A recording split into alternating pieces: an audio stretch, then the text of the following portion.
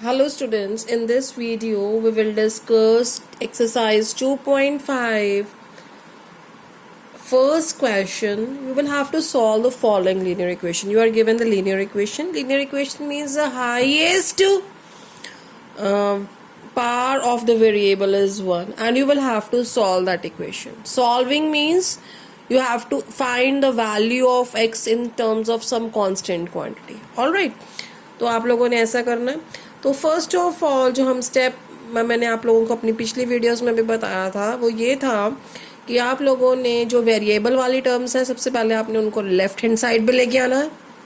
उसके बाद जो कांस्टेंट क्वांटिटीज़ हैं उसको आपने राइट हैंड साइड पे लेके आना है. जब भी आप कोई टर्म्स चेंज करते हैं from the left hand side to the right hand side to the left hand side, तो उस केस में क्या होता है उनके टर्म्स के जो साइंस हैं वो चेंज हो जाते हैं. ऑलराइट, तो सबसे पहले हम टर्म्स को चेंज करते हैं. इट मीन्स हमने सबसे पहले जो ये x/3 है आपने इसको लेफ्ट हैंड साइड पे लेके आना और 1/5 को कहाँ लेके जाना है, राइट हैंड साइड पे.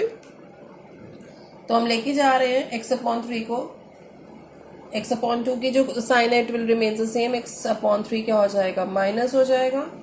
1/4 remains a positive और -1/5 का जब साइड चेंज होगी it will become +1/5. Alright, next step में क्या करेंगे, we will take the LCM. Alright, we will take the LCM separately. हम लेंगे 2 और 6 का जो एलसीएम होता है we know that it is 6. All right, so 2 को किससे मल्टीप्लाई करें कि वो 6 बन जाए, 3 से ऑफकोर्स. तो इसको 3 से, यहाँ पे 3 आ जाएगा. 3 को किससे मल्टीप्लाई करें कि हमारे पास 6 आ जाए, we will multiply it with 2. x into 3 is 3x minus 2 into x is 2x. Alright, next is 4 5 the 20. तो 20 आपका एलसीएम होगा. 4 को किससे मल्टीप्लाई करें कि 20 आ जाए, 5. 4 5 का 20 होता है और 5 कितने का 20 होता है, 4 का होता है. So multiply it with 4. So 1 into 5 is 5 and 1 into 4 is 4. 3x and 2x are the like terms. So इनकी जो subtraction है वो possible है. And we are left with only x upon 6 और ये आ गया आपका 9/20. We have to find the value of x. तो हमने x को अकेला रखना है. जो 6 जो डिवाइड में पड़ा हुआ है it will convert into multiply when it's a side change. Alright, so it will become 3 on the table of 10. So x is equals to 27/10, which is your required answer. All right. Yes, students, let's discuss the second part. Second part is n/2 minus 3n/4 plus 5n/6 is equals to 21. All right. Now, all the variable terms are on the left hand side and the constant quantity is on the right hand side. So what will be the next step, we will take the LCM of 2 4 and 6. So let's evaluate the LCM of 2 4 and 6. It will be 2 के table पे 1 2 and 3. These are the prime numbers जिनमें कुछ भी common नहीं है. So 2 into 2 is 4. 4 into 3 is 12. So the LCM of 2 4 and 6 is 12.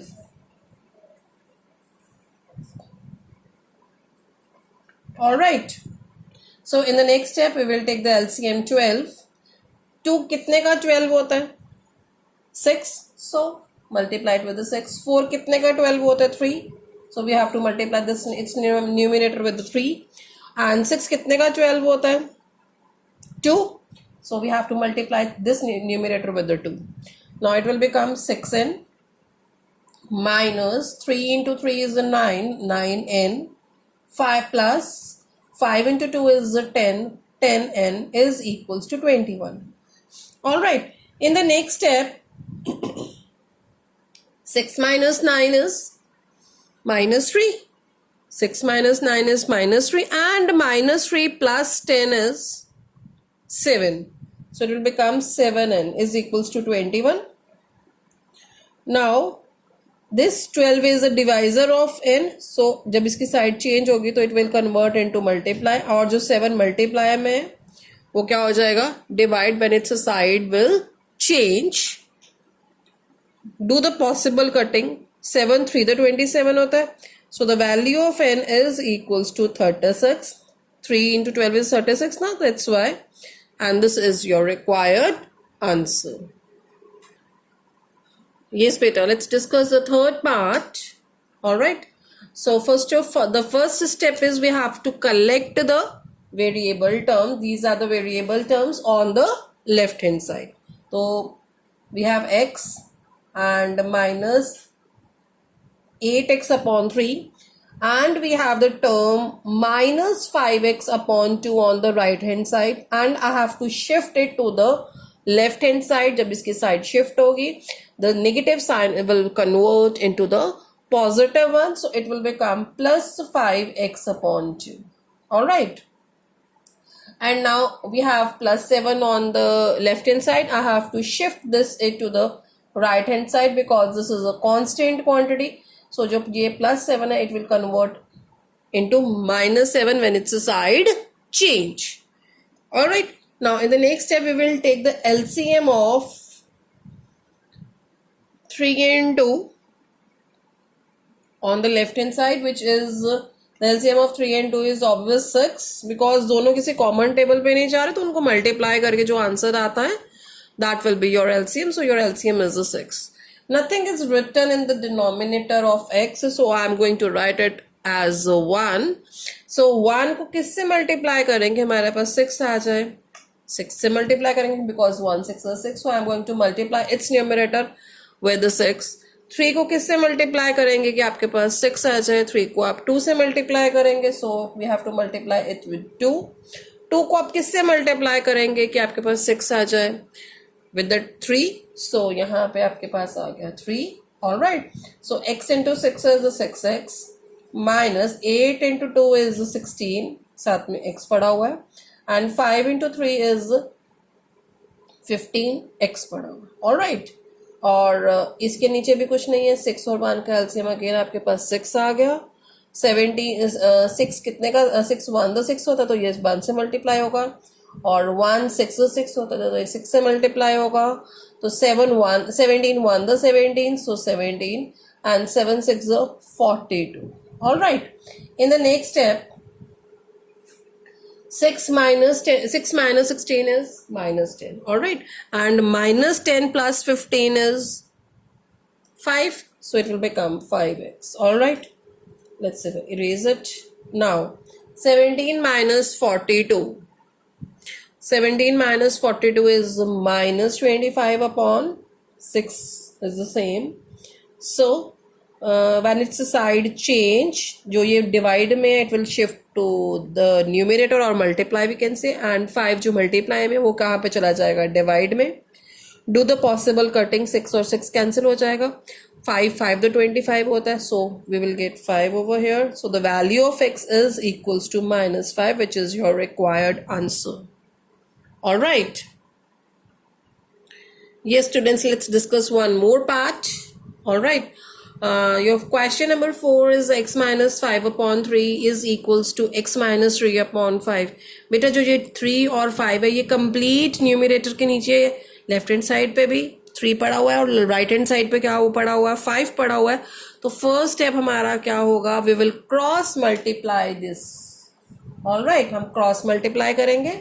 So ये क्या बन जाएगा, 5 into x minus 5 हो जाएगा, और ये क्या हो जाएगा, 3 into x minus 3. Cross multiply कर दिया ना, 5 को इधर लेफ्ट हैंड साइड पे मल्टीप्लाई कर दिया, और 3 को हमने कहाँ मल्टीप्लाई कर दिया, राइट हैंड साइड पे. Now in the next step we will open the bracket.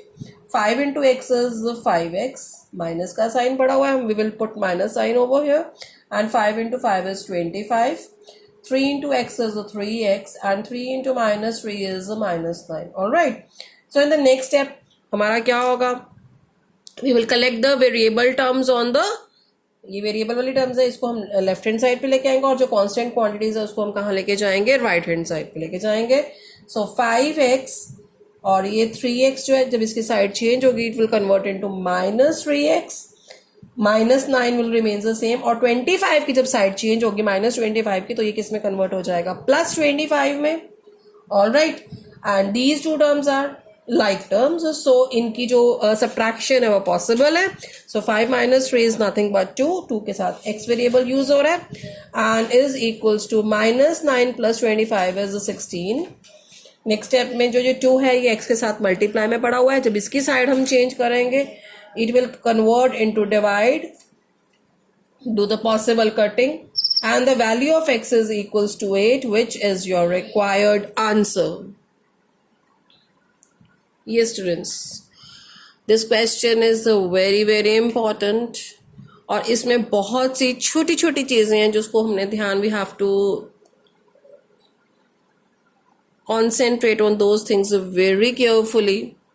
All right, so first of all we will take the LCM of 4 and 3. 4 and 3 का LCM क्या हुआ बेटा हमारे पास 12. तो हम सबसे पहले इसका LCM ले रहे हैं 12, राइट. 4 को किससे मल्टीप्लाई करें कि 12 आ जाए 3, और 3 को किससे मल्टीप्लाई करें 12 आ जाए 4. So I am going to multiply this 3t minus 2 with the 3 and 2t plus 3 with the 4. How? 3 into 3t minus 2, minus sign यहाँ पे पड़ा हुआ है, 4 into 2t plus 3. All right. और आपने राइट हैंड साइड पे भी सेम एलसीएम ले लेना है. फर्स्ट ऑफ ऑल इसके नीचे कुछ नहीं पड़ा हुआ 1, और 1 और 3 का एलसीएम कितना होता है 3 होता है. 3 को आप किससे मल्टीप्लाई करें 3 आ जाए 1, और 1 को आप किससे मल्टीप्लाई करें कि 3 आ जाए 3. So it will become 2 into 1 is 2, and it will 3 into t is 3t. All right. In the next step, 3 into 3t is 90, minus 3 into 2 is 6, minus 4 into 2 is 8. साथ में t वेरिएबल यूज हो रहा है. अब -4 into 3 is -12. All right, upon 12 पड़ा हुआ है, और जो आपकी right hand side it will remain the same. All right, in the next step we will do the calculation of the like terms. 90 minus 80 कितना हो गया बेटा आपका t, and -6 and -12 कितना हो गया -18 upon 12.